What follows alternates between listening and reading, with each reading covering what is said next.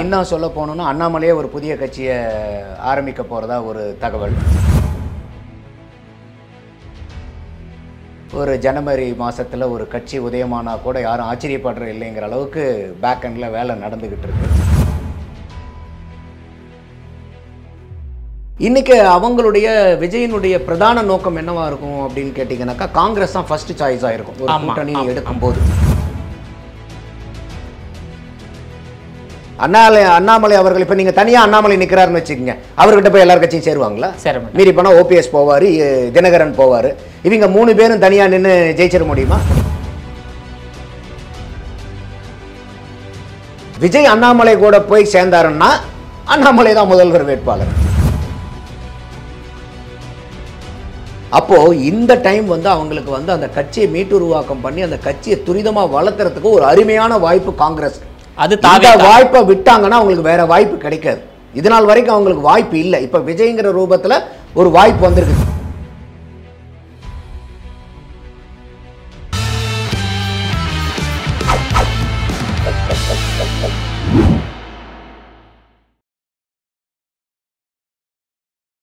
GeM TV நேயர்கள் அனைவருக்கும் வணக்கம். அரசியல் விமர்சகர் நந்தகுமார் அவர்கள் நம்மோடு இணைந்துள்ளார். அவரிடம் பல்வேறு கேள்விகளை கேட்கலாம். சார் வணக்கம். சார் வணக்கம் விஜயபாலன். இப்போ 2026 சட்டமன்ற தேர்தலில் தாவேகா என்டிஏ கூட்டணியில் இணைய வாய்ப்பு இருக்கின்றதா அல்லது காங்கிரஸ் கட்சியில் இணைய வாய்ப்பு இருக்கின்றதா? எந்த கூட்டணியில் தாவேகா இணைந்தால் தாவேகாவால் 2026 சட்டமன்ற தேர்தலில் ஒரு வெற்றியை பதிவு செய்ய முடியும் என்று எதிர்பார்க்குறீங்க? இன்றைக்கி 2026 தேர்தல் உள்ளபடியே ரொம்ப விறுவிறுப்பாகவும் பரபரப்பாகவும் இருக்கிற தேர்தல். இன்னும் நம்ம பார்க்கும்போது நிறையா திங்ஸ் அன்ஃபோல்ட் ஆக வேண்டிய சீன்ஸ் நிறையா இருக்குது. ஸோ இது எல்லாத்துக்குமே நம்மளை மாதிரி அரசியல் நோக்கர்களுக்கு எல்லாமே ஒரு முக்கியமான தேர்தலாகவும், சினிமாவில் தான் சொல்லுவாங்க இல்லையா, உங்களுக்கு காட்சிக்கு காட்சி விறுவிறுப்பு திருப்பு அப்படின்ட்டு, அந்த மாதிரி இந்த தேர்தலும் அந்த மாதிரி தான் இருக்க போகுதுன்னு பார்க்குறேன். விஜய்க்கு ஒரு நீங்கள் 2 ஆப்ஷன் கொடுத்தீங்க. என்னுடைய பார்வையில் விஜய்க்கு 3 ஆப்ஷன்ஸ் இருக்கிறதா நான் பார்க்குறேன். ஒன்று விஜயினுடைய தலைமையில் காங்கிரஸ் அல்லாத, அதிமுக அல்லாத, பாரதிய ஜனதா, இந்த 2 கூட்டணி, திமுக கூட்டணி அல்லாத சில பல கட்சிகளை ஒன்றிணைச்சு அவங்க தனிப்பட்ட முறையில் விஜயனுடைய தலைமையில் கூட்டணி அமைக்கிறதுக்கு வாய்ப்பு இருக்கா? அதாவது இப்போ ஓபிஎஸ் வெளியே போயிருக்காரு, டிடிவி வெளியே போயிருக்காரு, இன்னும் புதிய தமிழர் கட்சி, வேற நிறைய கட்சிகள் 1-2 சீட்டு முஸ்லீம் கட்சிக்கு சேர விருப்பம் தெரிவிச்சிருக்காங்க. இன்னும் சொல்ல போனோம்னா அண்ணாமலையே ஒரு புதிய கட்சியை ஆரம்பிக்க போகிறதா ஒரு தகவல். அண்ணாமலை அன்பு வட்டம்னே இன்றைக்கி அமைச்சு அதெல்லாம் செயல்பட்டுக்கிட்டு இருக்காங்க.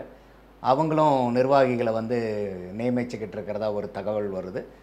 ஒரு ஜனவரி மாதத்தில் ஒரு கட்சி உதயமானா கூட யாரும் ஆச்சரியப்படுற இல்லைங்கிற அளவுக்கு பேக் எண்டில் வேலை நடந்துக்கிட்டு இருக்கு. இஸ்லாமிய கட்சிகள் தாவேகாவில் இணையும் போது அண்ணாமலை தனி கட்சி ஆரம்பித்தா அதில் இணைவாரா? இல்லை, அண்ணாமலை கட்சி ஆரம்பித்தாலும் தனியாக நின்னா ஒன்றும் பண்ண முடியாது. அந்த அளவுக்கு இன்றைக்கி அண்ணாமலை இது வரைக்கும் பாரதிய ஜனதா கூட இருந்தனால அந்த பாரதிய ஜனதாவுடைய வெளிச்சம் மத்தியில் ஆண்டுகிட்டு இருக்கக்கூடிய கட்சிங்கிறனால, ஏன்னா நார்மலாக ஒரு ஸ்டேட் ஆளும் போதே அந்த கட்சியினுடைய பலம் என்னன்னு தெரியும்.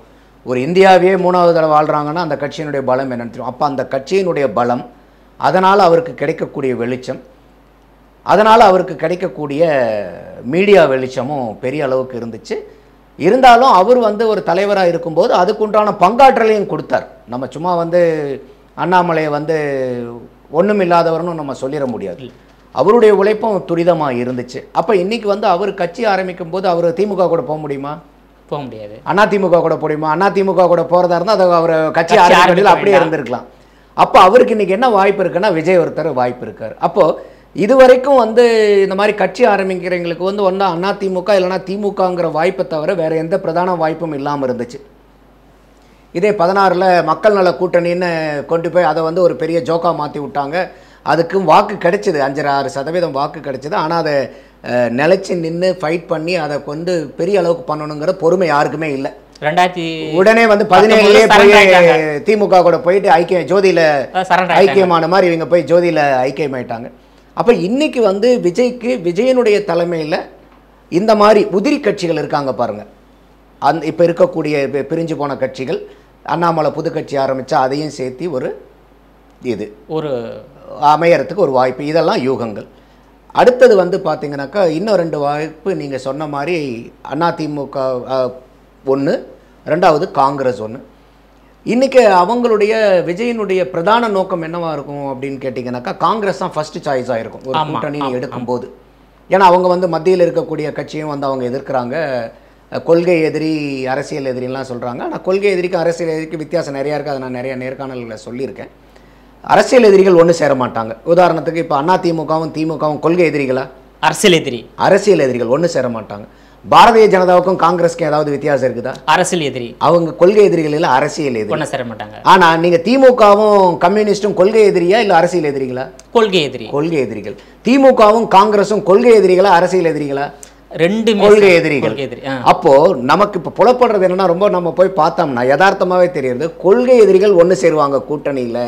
ஆனால் அரசியல் எதிரிகள் ஒன்று சேர்றதுக்கு வாய்ப்பு இல்லை.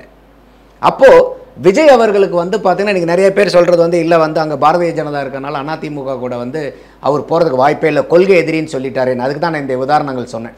கொள்கை எதிரின்னா கூட்டணி போகிறதுக்கு வாய்ப்பு இருக்கும். ஆனால் அவங்களுடைய ஃபஸ்ட்டு ப்ரிஃபரன்ஸ் என்னவாக இருக்கும்னா காங்கிரஸாக இருக்கும். இப்போ ஏற்கனவே கரூரில் இன்சிடென்ட் நடந்த போதெல்லாம் கூட ராகுல் காந்தி அவர்களே 2 தடவை கூப்பிட்டு தொலைபேசியில் விஜய்கிட்ட பேசினார். அது கூட திமுகலாம் ரசிக்கலை. சில பேர் வந்து இல்லை எங்ககிட்ட சொல்லிட்டு தான் பேசினாருங்கும்போது, எங்ககிட்ட பர்மிஷன் வாங்கிட்டு தான் அவர் பேசினாருங்கிற தோரணையிலலாம் பேசும்போது அதையும் காங்கிரஸ் பர்மிஷன் வாங்க வேண்டிய அவசியம் ராகுல் கிடையாது சார். அதை அவங்க ரசிக்கல, காங்கிரஸ் ரசிக்கல அந்த மாதிரி அவங்க பேசினதை. செல்ல பிறந்தையும் வந்து இந்த மாதிரி கேள்விகள் கேட்கும்போது அவரும் விஜய் மேலே எந்த விமர்சனத்தையுமே வைக்கல. திமுக வந்து மேலும் மேலும் அவருக்கு அழுத்தம் கொடுத்து ஏதாவது விஜய்க்கு அகேன்ஸ்டாக நீங்கள் கருத்து பேசுங்கன்னு சொன்னால் கூட அவர் வந்து அந்த நீர்வளத்துறையில் அந்த தண்ணி திறக்கக்கூடிய அந்த பிரச்சனையில் அங்கே ஒரு உட்காந்துட்டு இருக்கான் அயோக்கிய பையனு. இங்கே வந்து கத்தியை நீட்டினாரே ஒளி அந்த பக்கம் அவர் எந்த கூர்மை கணைகளையும் அங்கே நீட்டல. 2026 இல்லாவிட்டாலும் 2029, 31 காங்கிரஸ் தாவேக கூட்டணி அமையலாம் என்ற ஒரு யுகத்துல 2 பேருமே இருக்காங்க. அதனால அது வந்து விமர்சனம் கிடையாது. ஆமா, இப்போ அது வந்து எப்போ 2029 போகிறதுக்கு வாய்ப்பு இருக்குன்னா 2026 ஒரு டைப் கிடைக்கணும் அவங்களுக்கு. கிடைக்கணும். அப்போ இப்போ இந்த உறவு முறையை நீங்கள் வச்சிங்கன்னா தான் 29 நீங்கள் பாராளுமன்ற தேர்தலுக்கு அணுக முடியும். ஏன்னா எப்பயுமே எனக்கு தேவை இருக்கும்போது நீங்கள் உதவினீங்கன்னா உங்கள் தேவைக்கு நான் உதவுங்கிறதான இன்றைக்கி எல்லாருமே வந்து ஒரு உதவியே என்ன பண்ணுறாங்கன்னா ஒன்று எதிர்பார்த்து தானே பண்ணுறாங்க. ஆதாயத்தை பார்த்தா ஆதாயத்தினுடைய அடிப்படையில் தான் உதவிகள் இருக்குது. அப்போது விஜய் அவர்களுக்கு ஃபஸ்ட்டு சாய்ஸ் வந்து காங்கிரஸ் இருக்கும். அப்போ இந்த முதல்ல சொன்ன நான் அந்த உதிரி கட்சிகள் பூரா விஜய் பக்கம் வந்தாலும் சரி, காங்கிரஸ் விஜய் பக்கம் வந்தாலும் சரி, இல்லை காங்கிரஸ் வந்து உதிரி கட்சிகள் எல்லாம் இந்த பக்கம் வந்தாலும் ஒரு பெரிய பலமான கூட்டணியாக விஜய் கூட்டணி மாறும். அந்த மாதிரி அமையிற பட்சத்தில் விஜய்க்கு வந்து முதல்வர் வேட்பாளருங்கிறது இவங்க எல்லாருமே ஏற்றுப்பாங்க. அப்போ அந்த இதில் வந்து அண்ணாமலை ஏற்றுப்பாரு. வேற என்ன அண்ணாமலைவா கூப்பிட்டு நீங்கள் முதல்வர்னு சொல்ல முடியும்? ஏன்னா ஜனவரியில் விஜயோட அண்ணாமலை தான் ரொம்ப ஆழமான கருத்து, அறிவாளியான ஒரு லீடர். ஏன்னா பாஜகவை அடுத்த கட்டத்துக்கு கொண்டு போனவர் அண்ணாமலை. இப்போ அண்ணாமலை தனியே கட்சி ஆரம்பிக்க வாய்ப்பு இருப்பதாக நீ நினைக்கிறீங்களா சார்? கட்டாயமா இருக்குதுன்னு ஆரம்பிக்க போறாரா? ஆமா, 26 ஜனவரி வாக்குல தனி கட்சி வரப்போகுது. ஸோ அப்போ பாஜகவை எதிர்க்கிறாரு. அப்போ இவங்க வந்து விஜய் கூட தான் போய் ஆகணும், வேற வழி இல்லை. அவங்க பாரதிய ஜனதா கூட்டணிக்குள்ளார அவர் போக முடியுமா? போக முடியாது. அப்போ இங்கே போகும்போது நீங்கள் அண்ணாமலையை வந்து இன்றைக்கி ஜனவரியில் ஆரம்பித்தோடனே வாங்கன்னு கூப்பிட்டு நீங்கள் வந்து முதல்வர் வேட்பாளர்னு சொல்கிறதுக்கு விஜய் என்ன ஒன்றும் தெரியாத பாப்பாவா என்ன? இல்லை, நடிப்புத்துறையில் வந்து விஜய் வந்து முதலிடம், அரசியல் அண்ணாமலை தான் முதலிடம். அண்ணாமலை மாதிரி விஜயால பேச முடியாது. அதாவது அரசியலில் வந்து பேசணுங்கிற கட்டாயம் கிடையாது. அவர் அதே தான் சொல்கிறார், பேசி ஜெயித்த தலைவர்கள் இருக்காங்க, பேசாத ஜெயிச்ச தலைவர்களும் இருக்காங்க. நரசிம்ம மாதிரி அவர் மன்மோகன் சிங் என்னத்தை பேசினார், 10 வருஷம் நாட்டில் பிரதம மந்திரியா உட்கார் இல்லையா? அப்போ இன்னைக்கு விஜய் அவர்களுடைய கட்சி சார்ந்த எங்களுடைய முழக்கம் என்ன இருக்குது, எங்களுடைய தலைமை தான், விஜய் தான் முதல்வர் வேட்பாளருங்கும் போது அண்ணாமலை அவர்கள் இப்போ நீங்கள் தனியாக அண்ணாமலை நிற்கிறாருன்னு வச்சுக்கோங்க, அவர்கிட்ட போய் எல்லார் கட்சியும் சேருவாங்களா? மீறி போனால் ஓபிஎஸ் போவார், தினகரன் போவார். இவங்க 3 பேரும் தனியாக நின்று ஜெயிச்சிட முடியுமா? முடியாது. ஒரு ஸ்பாயில் கேம் வேணால் விளையாடலாம், ஒரு 3-4% யார்கிட்ட வச்சு பிடிங்கி அந்த விளையாட்டு விளையாடலாம். ஆனால் ஒரு ஆக்கப்பூர்வமான அரசியலை எடுத்துட்டு, ஏன்னா இப்போ 2026 அரசியல் வாழ்க்கை இவங்களுக்குலாம் முடிஞ்சிட போகுதா? இல்லை, தொடக்கமே 2026 தான் விஜய். அப்போ நீங்க இந்த 2026 நீங்க தேர்தல் நடவடிக்கை என்னங்கிறத வச்சு தான் உங்களுக்கு அடுத்த கட்ட 29, 31 உங்களுக்கு காத்துக்கிட்டு இருக்கு. அப்போ அந்த மாதிரி பண்ண மாட்டாங்க. அப்போ விஜய் கூட அவங்க போறதுக்கு அதிகமான வாய்ப்புகள் இருக்கு. ஏன்னா தினகரன் அவர்களாகட்டும், ஓபிஎஸ் அவர்களாகட்டும் அவங்க சொல்றது நான் எங்கள் கூட்டணி இருக்கிறதா ஜெயிக்க போகுதுன்றாங்க. அப்போ என்ன திமுகவுக்கு போய் தான் ஜெயிக்க வைக்க போறீங்களாங்கிற கேள்வியெல்லாம் நம்மளே எழுப்பியிருந்தோம். அப்போ இந்த மாதிரி வந்து இப்போ திங்ஸ் அன்ஃபோல்ட் ஆகும்போது அவங்க இங்கே கொண்டு வர்றதுக்கு ஒரு வாய்ப்பு இருக்குது விஜய் பக்கம். அண்ணாமலை தனி கட்சி ஆரம்பிக்கும் போது அது பாஜகவை பாதிக்காதா? அவங்க வந்து அண்ணாமலை ஆரம்பிக்கிறது விஜய், அதாவது பாரதிய ஜனதாவை தற்காலிகமாக பாதிக்கிற மாதிரி இருந்தால் கூட, ஏன்னா அண்ணாமலையை பொறுத்த வரைக்கும் அவருக்குன்னு ஒரு ரசிகர் கூட்டம் இருக்கு. அதாவது வந்து இப்போ இங்கே விஜயை மட்டும் பார்த்துக்கிட்டு எல்லாம் சினிமா ரசிகர்கள், இன்றைக்கி எந்த கட்சி தலைவருக்கு ரசிகர்கள் கூட்டம் இல்லாமல் இருக்குது சொல்லுங்கள்? டாக்டர் அம்பேத்கரே என்ன சொல்கிறாரு, அதாவது வந்து அரசியல் ரசிப்புத்தன்மை வந்து, அதாவது இந்த மாதிரி ஃபேன் ஃபாலோயிங் வந்து அரசியலில் சின்னுங்கிறார் அவர். ஆனால் இன்றைக்கி எந்த கட்சிகளுக்கு ரசிகர்கள் மனப்பான்மை இல்லாமல் இருக்குது? 75 ஆண்டுகால திமுகவினுடைய தலைவருக்கு ரசிகர் மனப்பான்மை இருக்கக்கூடிய தொண்டர்கள் இல்லையா? எந்த கட்சியிலே இல்லை. அப்போ அண்ணாமலைக்கும் வந்து பார்த்திங்கன்னா இன்றைக்கி வந்து பாரதிய ஜனதாவில் அவருக்குன்னு ஒரு ரசிகர் கூட்டம் இருக்குது. அப்போ விஜயை பார்த்து எல்லாருமே வந்து ரசிகர் கூட்டம் சொல்கிறதுக்கு யாருக்குமே எந்த விதமான ஒரு தார்மீக உரிமையுமே கிடையாது. எல்லா கட்சியிலையும் அந்தந்த தலைவர்களுக்கு ரசிகர்கள் கூட்டம் இருக்குது. அப்போ இந்த மாதிரி இருக்கும்போது இப்போ அண்ணாமலை தான் வந்து விஜய்க்கு அரசியலுக்கு முன்னோடிங்கிற அளவுக்குலாம் இல்லை. அரசியலில் வந்து நீங்கள் எந்த வருஷம் வரீங்கிறது முக்கியம் இல்லை, மக்களுடைய செல்வாக்கு யாருக்கு இருக்குது. இப்போ விஜய் அண்ணாமலை கூட போய் சேர்ந்தாருன்னா அண்ணாமலை தான் முதல்வர் வேட்பாளர், அண்ணாமலை விஜய் கூட போய் சேர்ந்தாருன்னா விஜய் தான் வேட்பாளர். இது நம்ம புரிஞ்சுக்கணும். நம்ம இது இரண்டும் நடந்தால் அந்த விஜய் தலைமையிலான கூட்டணி வெற்றி வாய்ப்பு எப்படி இருக்கு? அதாவது பிரகாசமாக இருக்குன்னு சொல்ல முடியாது, but they can give a good fight. ஏன்னா இப்போ ஒரு விஜய்க்கு வந்து என்னுடைய அனுகூலத்துக்கு மக்கள் நல கூட்டணி மாதிரி ஆனால் ஆக வாய்ப்பு இருக்கா? இல்லை, அதை விடவே நல்ல ஷோ கொடுப்பாங்க. ஏன்னா நம்மளுடைய கணிப்பு பிரகாரம் இன்னைக்கு தேதியிலே நான் முதல்ல இருந்தது 10 to 15% விஜய்க்கு இருக்குன்னு சொல்லியிருந்தேன். கரூர் இன்சிடென்ட்டுக்கு அப்புறம் மினிமம் 15% விஜய்க்கு. கரூர் சம்பவம் வந்து தாவேகாவுக்கு செல்வாக்கு குறைந்திருக்கா அதிகரிச்சிருக்கா? கூட்டி இருக்குன்ற அதை தான் சொல்கிறேன். முதல்ல 10 to 15, அப்போ 10 to 15னா 10 இருக்கலாம் 15 இருக்கலாம். ஆனால் இன்னைக்கு கரூர் இன்சிடென்ட்டுக்கு அப்புறம் மினிமம் 15ங்கிறேன். அப்போ கரூர் சம்பவத்துக்கு பிறகு திமுக வாக்கு வங்கி குறைஞ்சிருக்கா? ஆமாம். என்ன காரணம்னு கேட்டிங்கன்னா, பொதுமக்கள்கிட்ட வந்து நீங்கள் போட்டு அந்த விஜயை மேலே அவதூறு பரப்பி நீங்கள் கட்டம் கட்டி எல்லா இடத்துலையும் இவர் தான் குற்றவாளி, இவர் தான் கொண்டாருன்னு சொல்லும்போது மக்கள் வந்து அதை ரசிக்கல. அவர் மேல அனுதாபங்கள் வந்து திமுக தான் விஜய் மீது குற்றம் சொல்லுது. ஆனா பாதிக்கப்பட்ட மக்களும் அப்பகுதி மக்களும் விஜய் மீது யாரும் சொல்லல. ஆளுகின்ற திமுக மீது குற்றம் சொல்லுது. நம்மளே என்ன சொல்றோம், கரூருக்கு போயிருந்திருக்கலாமேன்னு தான் சொல்றோம். ஆமா ஆமா. அதை தவிர வந்து அவர் தான் குற்றவாளிங்கிறது யாரும் இல்லை. அவர் மேலேயும் குற்றம் இருக்கு, அவர் மேல மட்டும் குற்றம் இல்லைங்கிறது என்னுடைய பார்வை. அப்போ அந்த மாதிரி இந்த கரூர் இன்சிடென்ட்டுக்கு அப்புறம் விஜய் அவர்களுக்கு செல்வாக்கு கூடி இருக்குது. அப்போ வந்து ஒரு 15%. இப்போ அண்ணாமலை இருந்தனால வந்து பார்த்தீங்கன்னாக்கா பாரதிய ஜனதா கட்சி ஏன்னா அவர் தலைமையில் சந்தித்து ஒரு 11.33% வாக்கு எடுத்தாங்க. அதில் வந்து டிடிவியும் இருக்கார், ஓபிஎஸும் இருக்கார், இவர் இருக்காருங்கும் போது இப்போ வந்து அவருக்கு எல்லாத்தையும் சேர்ந்து ஒரு 3-4% கூட வச்சுக்கோங்க. இல்லை அதிகமாக வரும், ஒரு குறைஞ்சபட்சம் வரலாம். 10% எங்கிருந்து வரும்? வர வாய்ப்பு இருக்கு. எங்கிருந்து வரும்? டிடிவி இருக்காரு, டிடிவிக்கு எவ்வளவு சதவீதம்? சசிகலா இருக்காரு, ஓபிஎஸ் இருக்காரு, அண்ணாமலை எவ்வளவு வாக்கு சதவீதம் ஆகுங்க? புதிய தமிழகம் கட்சி இருக்கு, அப்புறம் இஸ்லாமிய கட்சி இருக்கு. இதெல்லாம் சேர்ந்து 10% வரப்போ நீங்க சொன்ன 25% வாக்கு வர வாய்ப்பு இருக்கு. இப்ப நீங்க சொன்ன கட்சிகளுக்கு எல்லாம் 10% இருந்துச்சுன்னா சேர்த்து சொல்றேன், அதான் சொல்றேன். இது எல்லாத்தையும் சேர்த்து நீங்க 10% சொன்னீங்கன்னா இது 10%ங்கிறது சற்று ஏறக்குறைய வந்து உங்களுக்கு 50 லட்சம் 55 லட்சம் வாக்கு வரலாமே சார். இப்போ அது வந்து இந்த இடத்துல இருந்து வரணும்னா நீங்கள் அப்போ வந்து அண்ணாமலை வெளியே வரும்போது பாரதிய ஜனதாவுடைய வாக்கு வங்கி ஒட்டுமொத்தமாக வலிச்சிட்டு வந்தாருன்னா தான் முடியும். அப்படி நடக்கிறதுக்கு வாய்ப்பு இல்லை. ஏன்னா இன்றைக்கும் வந்து பாரதிய ஜனதாவுக்கு பின்னாடி இருக்கிறீங்க. நான் சொன்ன மாதிரி அண்ணாமலைக்குன்னு ஒரு ரசிகர் கூட்டம் இருக்குது. ஆனால் பாரதிய ஜனதாவுக்கு வாக்களிச்சிங்க பூராமே அண்ணாமலையினுடைய ரசிகர்கள் இல்லை. இதை தெளிவாக நம்ம புரிஞ்சுக்கணும். அப்போ இவங்களுக்கு வந்து என்னுடைய அனுகூலத்துக்கு பிரகாரம் ஒரு 3 to 5% அதிகபட்சம் இந்த 3 பேர், அதாவது அண்ணாமலை, டிடிவி, ஓபிஎஸ், இவங்க 3 பேரும் சேர்ந்தாங்கன்னா ஒரு 3 to 5% வாக்கு வந்து இங்க வர்றதுக்கு 20% வாக்கு வந்து விஜய்க்கு வர வாய்ப்பு இருக்கு. இந்த விஜயுடைய இந்த பிரச்சாரம் தடைபடாம இருந்திருந்தா காங்கிரஸும் வருதுன்னு வச்சுக்கோங்க. காங்கிரஸ் வந்தால் அண்ணா திமுகவில இருந்து காங்கிரஸும் பிரிஞ்சு வந்துச்சுன்னா இதுல வந்து இங்க ஒரு 20%, காங்கிரஸ்க்கு வந்து அவங்க ஏற்கனவே வந்து ஒரு 10% வாங்கியிருந்தாங்க திமுக கூட்டணியில். 10க்கு 10 வரலன்னா கூட அங்கிருந்து ஒரு 5 to 6 கூட வைங்க. 10 ஒரு வாய்ப்பு இருக்கு. இல்ல கூடுமான வரைக்கும் முழுசா வராது. ஏன்னா இப்ப திமுகவினுடைய ஓட்டும் அங்க காங்கிரஸ்க்கு வந்து டிரான்ஸ்ஃபர் ஆயிருக்கும். ஆனா என்ன ஒரு இடத்துல வரும்னா சிறுபான்மையினர் வாக்கு பூரா இங்க டிரான்ஸ்ஃபர் ஆகும். ஆமா கண்டிப்பா. விஜய் அவரே வந்து ஏற்கனவே ஒரு சிறுபான்மையினரா இருக்காரு. காங்கிரஸ் இருக்கிறனால தான் இன்னைக்கு திமுகவுக்கு சிறுபான்மையினருடைய வாக்கு விழுந்துகிட்டு இருக்கு. அப்ப விஜயம் காங்கிரஸ் அங்கிருந்து வெளியே வந்துட்டா இன்னைக்கு வரைக்கும் திமுகவுக்கு அதிமுக கூட்டணியை விட திமுக கூட்டணிக்கு ஒரு காம்படிட்டிவ் எட்ஜ்னு சொல்லக்கூடியது எதுன்னா சிறுபான்மையினருடைய வாக்கு வங்கி தான். காங்கிரஸ் வெளியே வரும்போது அந்த வாக்கு வங்கி பெருத்தளவில் சேதாரமாகும்.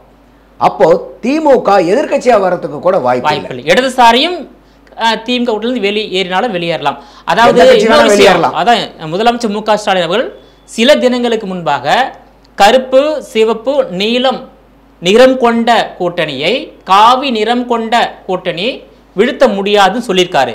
இந்த கருப்பு சிகப்பு நீலம் கலர் கொண்ட கூட்டணியில் ஆரஞ்சு ஒயிட்டு கிரீன் கலர் கொண்ட காங்கிரஸ் சின்னத்தை அவர் சேர்க்கவில்லை. அப்போதே உள்நோக்கம் இருக்கின்றது. ஒருவேளை திமுக கூட்டணி காங்கிரஸ் வெளியேறினாலும் வெளியேறலாம், ஆனா இவங்க 3 பேரும் நாங்க ஒன்னா இருப்போம் அப்படின்னு சொல்லக்கூடியதாக நம்ம எடுத்துக்கொள்ள முடியும். அப்ப நீ சொல்றது பார்க்கும்போது காங்கிரஸ் கூட்டணி தாவேகாவில் இணைவதற்கு வாய்ப்பு இருக்கு. ஒருவேளை இந்த கூட்டணி அமைந்தால் வெற்றி என்பது வெற்றி விஜய்கா அல்லது அதிமுக அப்படிதானே போவோம். ஆமா, அதான் சொல்றேன் நான். அப்ப திமுக ஃபைட்லயே பெரிய அளவுக்கு இருக்காது. அவங்க ஒரு 3வது அணி மாதிரி மாறிடுவாங்க. அப்போ பிரைமரி ஃபைட் எங்கே ஆயிரும்னா அதிமுக வெர்சஸ் விஜய் கூட்டணிங்கிற மாதிரி மாறிடும். ஸோ அந்த ஆங்கிளில் காங்கிரஸ் வந்துச்சுனாலும் அவங்க இவருடைய அப்போ காங்கிரஸ் வர்றது மட்டும் இல்லை அந்த கூட்டணியில் இருந்து. இப்போ நீங்கள் சொல்கிறீங்க பாருங்கள், கருப்பு சிவப்பு நீலம் இந்த கலர் கூட சில கலர் கருப்பு தவிர ஃபேட் ஆகிட்டு வெளியே ஓடியாறதுக்கு வாய்ப்புகள் இருக்குது. கண்டிப்பாக விசிகா வந்தாலும் வரலாம். ஏன்னா இப்போ சீட்டு கட்டை நீங்கள் அடுக்கி வச்சுக்கும்போது ஒரு கட்டை காடை உருவினீங்கன்னா பதன்னு விழுந்துடும். அப்போ இன்னைக்கு திமுக இருக்கிற கூட்டணி பூரா கொள்கை கூட்டணி இல்லை. நம்ம 2019 தேர்தலே பார்த்தோம். இந்திய கம்யூனிஸ்டுக்கு 15 கோடி, மார்க்சிஸ்ட் கம்யூனிஸ்டுக்கு 10 கோடி, கொங்கு நாடு ஈஸ்வரனுக்கு 15 கோடி கொடுத்தாங்க காசு. காங்கிரஸ் கொடுத்துருக்காங்களா? அவர் கந்தரசன் சொல்றதை பார்த்தா எல்லா கட்சியும் தான் வாங்கணும், நாங்கள் அக்கௌண்ட்ல வாங்கினோம். அவர் ஐயா முத்தரசன் பேசினது, நாங்கள் நாச்சுக்கு அக்கௌண்ட்ல வாங்கினோம், அவங்களாம் வாங்கிட்டாங்க ஆனா அக்கௌண்ட்ல வாங்கலங்கிற பெரும் குற்றச்சாட்டை அவர் சுமத்தினார். இது வரைக்கும் எந்த கட்சியும் அதை மறுக்கல. இடதுசாரிக்கு 10 கோடி 15 கோடி, கொங்கு நாடு ஈஸ்வரன் கட்சிக்கு 3 கட்சிக்கு மட்டும் 40 கோடி ரூபாய் அக்கௌண்ட்ல டிரான்ஸ்ஃபர் பண்ணிருக்காங்க. காங்கிரஸ் கட்சி எவ்வளவு பெரிய கட்சி, அதெல்லாம் நம்ம முத்தரசன் ஐயா சொல்றது கூட்டணியில் இருக்கிற அத்தனை கட்சி திமுக கொடுத்திருக்கின்றார், விசிகா வாங்கியிருக்காங்க. அப்ப யார் கட்சியில் இருக்கக்கூடிய கூட்டணி எல்லா கட்சின்றார் அவரு. அப்ப விசிகா இருந்துச்சுன்னா விசிகாவும் சரியும். அதுல எந்தெந்த கட்சி 13 கட்சி கூட்டணின்றாங்களோ அத்தனை கட்சியும் வாங்கி இருக்குதுன்னு ஐயா முத்தரசன் சொல்றாரு, நம்ம சொல்லல. இது வரைக்கும் யாருமே மறுப்பு தெரிவிச்சு இல்ல முத்தரசன் சொல்றது தப்பு, நாங்க போராட்டம் நடத்துறோம், நாங்க 5 பைசா வாங்கலாம் இது வரைக்கும் யாரும் சொல்லல. ஏறக்குறைய ஒரு 200 கோடி கொடுக்கப்பட்டிருக்கும் 13 கட்சிகளுக்கு. அது இறைவனுக்கு தான் வெளிச்சம், அவங்களுக்கு தான் வெளிச்சம், எவ்வளவு கோடி கைமாறுனது. அப்போ நான் என்ன சொல்ல வரேன்னா, அது கொள்கை கூட்டணியா? இல்ல, கொள்கை கூட்டணி ஏதோ ஒரு பசை போட்டு ஒட்டி இருக்காங்க. அப்ப ஒரு இடத்துல அந்த பசை விட்டு ஒரு காங்கிரஸ் வெளியே வருதுன்னா பல கட்சிகள் வெளியே வரும். ஏன்னா அது சந்தர்ப்பவாத கூட்டணி. மக்கள் நீதி மையம் மட்டும் தான் திமுக இருக்கும். ஏன்னா ஆமா ஆமா, ஏன்னா அவருக்கு பாத்தீங்கன்னாக்கா அவரு மாநில அவர் சிஎம் ஆகணும்னு நினைச்சு கடைசியில் கஷ்டப்பட்டு எவ்வளவோ முயற்சி பண்ணி இப்ப எம்பி ஆயிட்டார். அது ராஜ்யசபா எம்பி ஆயிட்டார். என்னுடைய பார்வையில் இன்னைக்கு தமிழகத்தை அரசியல் எடுத்துக்கிட்டா தமிழக அரசியலினுடைய அசிங்கம், அரசியல் அவலம் அரசியல் இது நம்மளுடைய மக்கள் நீதி மையம் தான். அரசியல் ஞானி கமலஹாசன், கலைஞானி கமலஹாசன் அவர் இன்னைக்கு அரசியல் ஞானி. அந்த அளவுக்கு ஒரு அரசியல் ஞானம் அவருக்கு பெரிய அளவுக்கு இருந்தனால தான் ஒரு முதல்வராகணும்னு ஆசைப்பட்டவர் ஒரு ராஜ்யசபா எம்பி ஆகிற அளவுக்கு உயர்ந்து நின்றுருக்கார். ஸோ அதனால அவரு வர்றதுக்கு வாய்ப்பே இல்லை. நீங்க என்ன பண்ணீங்கனாலும் அவரை மட்டும் அந்த கொள்கையிலிருந்து நீங்க நீக்க முடியாது. திமுக மக்கள் நீதி மையம் தான் நிரந்தரமான வாழ்க்கை அவருக்கு எந்த அளவுக்கு இருக்கோ அந்த அளவுக்கு அவங்க கூட்டணியில் இருக்கக்கூடிய போறீங்க. வாய்ப்பு இருக்குது. ஏன்னா தொகுதி உடன்பாடு பிரச்சனை இருக்கு. இப்ப காங்கிரஸ் கட்சியுமே விசிகாவுமே அதிகமான தொகுதி வேணும், ஆட்சியிலும் அதிகாரத்தில் பங்கு வேணும் சொல்றாங்க. ஆனா திமுக இதுவரை வாய் திறக்கவே இல்லை, திறக்கவும் மாட்டாங்க, அது கொடுக்குற எண்ணமும் அவங்களுக்கு இருக்காது. அப்ப அதனால பாத்தீங்கன்னா நீ காங்கிரஸும் இத்தனை ஆண்டு காலம் ஒரு 53 வருஷத்துக்கு மேல அவங்க ஆட்சியில் இல்லை இங்க தமிழ்நாட்டில். அவர் 60 ஆண்டு காலமா அவங்க அப்படியே தேஞ்சுக்கிட்டே வந்துட்டு இருக்காங்க. அப்போ இந்த டைம் அவங்களுக்கு அந்த கட்சியை மீட்டுருவாக்கம் பண்ணி அந்த கட்சியை துரிதமா வளர்த்துறதுக்கு ஒரு அருமையான வாய்ப்பு காங்கிரஸ். அது வாய்ப்பை விட்டாங்கன்னா அவங்களுக்கு வேற வாய்ப்பு கிடைக்காது. இதனால் வரைக்கும் அவங்களுக்கு வாய்ப்பு இல்லை. இப்ப விஜய்ங்கிற ரூபத்துல ஒரு வாய்ப்பு வந்திருக்கு. திமுக கூடயும் இல்லை, அதிமுகவும் இல்லை, விஜய் கூட போனா நமக்கு ஒரு பெரும் வாய்ப்பு இருக்குதுங்கிறத அவங்க பிரதானமா பாக்குறாங்க. அப்ப காங்கிரஸ்க்கு ஒரு பெரிய ஒரு வாய்ப்பா விஜய் இங்க இருக்காரு. அதனால விஜய்க்கு என்னுடைய பார்வையில் நான் ஏற்கனவே சொன்ன மாதிரி அவருடைய தலைமையின் கீழே காங்கிரஸ் இல்லாத சில கட்சிகளை சேர்த்து கூட்டணிக்கும் வாய்ப்பு, அது கூட காங்கிரஸை இணைச்சும் ஒரு வாய்ப்பு, இடதுசாரி இணைச்சும் வாய்ப்பு, விசிகா அதுல யார் யாரெல்லாம் வராங்களோ அவங்களெல்லாம் இணைச்சு. ஏன்னா அதுல இருந்து வெளியே வர யாரும் அதிமுக கூட்டணிக்கு போக மாட்டாங்க. அதுக்கப்புறம் பாத்தீங்கன்னா அதிமுக பாரதிய ஜனதா கூட்டணிக்கு கொள்கை எதிரின்னு சொன்னதுனால போக இதெல்லாம் மெட்டீரியலைஸ் ஆகலன்னா கட்டாயமா விஜய் அவர்கள் வந்து இன்னைக்கு அதிமுக பாரதிய ஜனதா கூட்டணியை கன்சிடர் பண்றதுக்கு வாய்ப்புகள் அதிகமாக. திமுக வந்து தனித்து விடப்பட்டாலும் விடப்பட வாய்ப்பு இருக்கின்றது 2026 தேர்தலில். இந்த விஜய் இந்த ரூட்ல ஏதாவது எடுத்தாருன்னா திமுக எதிர்க்கட்சியாக கூட வர முடியாது. 2011 மாதிரி எதிர்கட்சியாக வர வாய்ப்பு இல்லாமல் கூட போகலாம். அப்போ இன்னொரு விஷயம் வந்து வெற்றி என்பது யாருக்கு சார்? தாவேகா கூட்டணிக்கா இல்ல அதிமுக கூட்டணிக்கா? இல்ல ரொம்ப க்ளோஸ் ஃபைட்டா தான் இருக்கும். க்ளோஸ் ஃபைட்டா தான் இருக்கும். க்ளோஸ் ஃபைட்டா இருந்தாலும் அந்த க்ளோஸ்ல வந்து அதிமுக ஜெயிக்கும் வாய்ப்புகள் ஜாஸ்தி. ஏன்னா இன்னைக்கு வந்து ஒரு மக்கள் கிட்ட அரசியல்ல வந்து இன்னைக்கு விஜய் அவர்கள் தவற விட்ட இடம் எதுனாக்கா, இன்னைக்கு அரசியல் அவரை சுற்றி நகர்ந்தாலும் அவர் வந்து ஒரு மக்கள் அரசியலுக்கு வெளியே வரமாட்டேங்கிறார். இன்னுமே வந்து பார்த்தீங்கன்னா இப்போ கரூர் பிரச்சனைக்கு அப்புறம் கூட வந்து பார்த்தீங்கன்னா டெல்டா மக்களுடைய பிரச்சனை பெரும் பிரச்சனையாக இருந்துச்சு. அப்போ அந்த டெல்டா மக்களுக்கு கூட பெரிய அளவுக்கு அவர் வந்து குரல் கொடுக்கல. இதை முடிச்சுட்டு தான் அடுத்த வேலைக்கு போகிறோன்னு இருக்கும்போது அங்கே வந்து எடப்பாடியார் போயிட்டு எடுத்து ஆட்டோமேட்டிக்காக மக்களினுடைய பிரச்சனைகளை பூரா எடுத்து சொல்லி அரசாங்கத்தினுடைய கவனத்தை, இதுதான் ஒரு எதிர்க்கட்சிகிட்ட இருந்து மக்கள் எதிர்பார்க்கறது. அப்போ அந்த விவசாயிகள் சைடில் அந்த கிராமப்புறத்தில் இருக்கக்கூடியவங்கெல்லாம் வந்து பார்த்தீங்கன்னா தினசரி அரசியல் பேசக்கூடிய ஆட்கள், அவங்க கிட்ட வந்து இன்னும் விஜய் வந்து ஒரு பெரிய அளவுக்கு தெரியும், விஜய் தெரியும், விஜயனுடைய பாப்புலாரிட்டி தெரியும். அந்த கரூர் துயர சம்பவத்துக்கு பிறகு விஜயோட அரசியல் வீரியம் குறைஞ்சிருக்கு. ஏன்னா அந்த 41 பேர் மரணத்தை அவராலே ஜீர்ணிச்சிக்க முடியல, நம்மளாலும் ஜீர்ணிச்சிக்க முடியல. ஸோ அந்த பயத்தின் காரணமாக அங்க போய் தவிர்த்து, ஆனால் ஆளுங்கட்சி முதலமைச்சர் அங்க போயிட்டு மக்களை சந்தித்து குறைகளை கேட்க நிவாரணம் கொடுக்கலையே. அவங்க போக மாட்டாங்க. அவங்க இந்த கள்ளக்குறிச்சியில் இறந்தாங்க 66 பேர் போனாரா? தூய்மை பணியாளர்களை வந்து கோர்ட் வந்து ஒரு போராட்டத்துக்கு ஒரு நல்ல இடத்துல கொண்டு அனுமதிக்கப்பட்ட இடத்துல கொண்டே விடுங்கன்னாங்க. அதையா செஞ்சாங்க? அடித்து துன்புறுத்தினாங்க. அந்த டைமில் ஐயா ஸ்டாலின் ஐயா அவர்கள் என்ன பண்ணிட்டு இருந்தார்? படம் பார்த்துருந்தாரு, கூலி படம் பார்த்துக்கிட்டு இருந்தார். டெல்டா விவசாயிகள் வந்துட்டு இருக்கும்போது பைசன் படம் பார்த்துக்கிட்டு இருந்தார். ஐயா துணை முதலமைச்சர் அவர்களும் வந்து பார்த்தீங்கன்னாக்கா இன்ஸ்டாகிராமில் வேறு எதையோ ரீபோஸ்ட் பண்ணிட்டு இருந்தார். அப்போ அவங்களுடைய எண்ணச்சிதறல் கவனச்சிதறல் பூரா வேறு இடத்துல இருக்குது. மக்கள்கிட்ட அவங்களுடைய ஒரே சிந்தனைனா நாங்கள் தான் 1000 ரூபா கொடுக்குறோம்ல, மகளிருக்கு பூரா 1000 ரூபா கொடுத்துட்டோம்ல, அது ஓட்டுக்கான பணம். கல்லூரிக்கு போகிற பெண்களுக்கும் வந்து 1000 ரூபா கொடுக்குறோம்ல, அது வருங்கால ஓட்டுக்கான பணம். பசங்களுக்கும் 1000 ரூபா கொடுக்குறோம்ல. பெண்கள் பாதுகாப்பு வேணாலும் இந்த 1000 ரூபாயில் பார்த்துக்குங்க. படித்து முடிச்சிங்கனாலும் வேலை வாய்ப்பு வரணுமோ இந்த 1000 ரூபாயை வச்சு நீங்கள் சமாளிச்சுக்குங்க. அப்போ அவங்களுடைய சிந்தனை பூரா என்ன இருக்குன்னா, நான் 1000 ரூபா கொடுத்துட்டுனா நான் எனக்கு வந்து எல்லாரும் கண்ணை மூடிட்டு வந்து ஜங்குன்னு எல்லாம் திமுகவுக்கு தான் குத்துவாங்கன்னு சொல்லிட்டு அவங்க நினச்சிக்கிட்டு இருக்காங்க. அது அந்த அளவுக்கு இல்லை. களத்தில் நம்ம போய் பல மக்கள்கிட்ட பேசும்போது அந்த இதெல்லாம் இல்லை. இப்போ 2026 திமுக மீண்டும் ஆட்சி கைப்பற்றுவதற்கான வாய்ப்பு இல்லை. அதாவது இந்த கூட்டணிகள்லாம் அமையிற பட்சத்தில், கூட்டணி அமையாமல் இருந்தால் டஃப் ஃபைட் வந்து திமுகவுக்கும் அதிமுகவுக்கும் ஃபைட்டுன்னு மாறும். அப்படிதான் விஜய்க்கு வந்து சரியான கூட்டணி அமையாமல் அவர் தனிச்சு மட்டுமே நிற்கிறாருன்னு வச்சுக்கோங்களேன். அப்போ என்ன ஆகுன்னு கேட்டிங்கனாக்கா, விஜயினுடைய ஓட் பேங்க் நீங்கள் பார்த்தீங்கன்னா, நான் பல இடத்துல சொல்லியிருக்கிறது, அவருக்கு வந்து இளைஞர்களுடைய வாக்கு, மகளிரினுடைய வாக்கு, சிறுபான்மையினருடைய வாக்கு, SC ST வாக்கு, இந்த 4 வாக்கு வந்து பிரதானமாக இருக்குது விஜய்க்கு அவர் வாங்கக்கூடிய சதவீதத்தில். அப்போ இந்த 4 வாக்கு வங்கியும் இப்போ கரண்ட்டாக யார் வச்சிருக்கா? திமுக வச்சிருக்கு. அப்போ விஜய் அவர்கள் தனியாக நிற்கும் போது டிஎம்கேனுடைய கோர் ஓட் பேங்க் எடுப்பார். அப்போ டிஎம்கேனுடைய கோர் ஓட் பேங்க் அவர் எடுக்கும்போது அது யாருக்கு சாதகமாக மாறும்? அதிமுக பாரதிய ஜனதாக்கு சாதகமாக மாறும். தனியாக விஜய் அவர்கள் நின்று, இல்லை அவர் வந்து காங்கிரஸ் மற்ற கட்சிகள் எல்லாம் ஒன்று சேர்த்து கூட்டணியில் நின்னார்னா ஃபைட்டு வந்து டிஎம்கே ஏடிஎம்கேக்குங்கிறது பதில டிவிகே ஏடிஎம்கேன்னு மாறும். இப்படி தான் அரசியல். அதுதான் என்னுடைய கணிப்பு. சரி, இப்போ வந்து அதிமுக வந்து பலவீனமாக தானே இருக்குது, வெற்றி பெறக்கூடிய அளவில் அதிமுக கூட்டணி இல்லை. அதிமுக வந்து பலகீனமாக இருக்குங்கிறது ஒரு தோற்றம். அது வந்து என்ன காரணம்னு கேட்டிங்கனாக்கா, இப்போ வந்து ஓபிஎஸ் போயிட்டாரு, டிடிவி வெளியே வந்துட்டாரு, இவங்க 2 பேரும் என்னைக்கு வெளியே வந்தாங்க? செங்கோட்டையனும் வெளியே போயிட்டாரு. செங்கோட்டையனுக்கு எத்தனை லட்சம், ஒரு 10 லட்சம் மக்கள் அவர் பின்னாடி நிற்பாங்களா சார்? 45 வருஷம் எம்எல்ஏவாக இருக்காருல்ல. So what? 45 வருஷம் எம்எல்ஏ இருந்தால் அவரால் பயன் பெற்றவர்கள் எப்படியும் பல லட்சம் பேர் இருப்பாங்கல்ல, அதில் பாதி வெளியே போனாலும் அதிமுக தோல்வி தானே? இல்லை, அண்ணாமலை வெளியே போகிறப்போ அதிமுக பாஜக கூட்டணிக்கு ஒரு தோல்வி தானே? இல்லை, அதை தான் நான் சொல்ல வரேன். நீங்கள் எந்த கட்சியிலிருந்து யார் பிரிஞ்சு போனாலும் அந்த கட்சியில் இருக்கக்கூடிய ஒரு சின்ன உங்களுடைய ரசிகர்கள் கூட்டத்தை கூட்டிகிட்டு வெளியே வரலாமே ஒழிய ஒட்டுமொத்த அந்த கட்சியினுடைய தொண்டர்களை கூட்டிகிட்டு வர அளவுக்கு ஏன்னா இப்போ எல்லாம் ஒரு தனிப்பட்ட மனிதன் பெரியாளா, கட்சி பெரியாளா?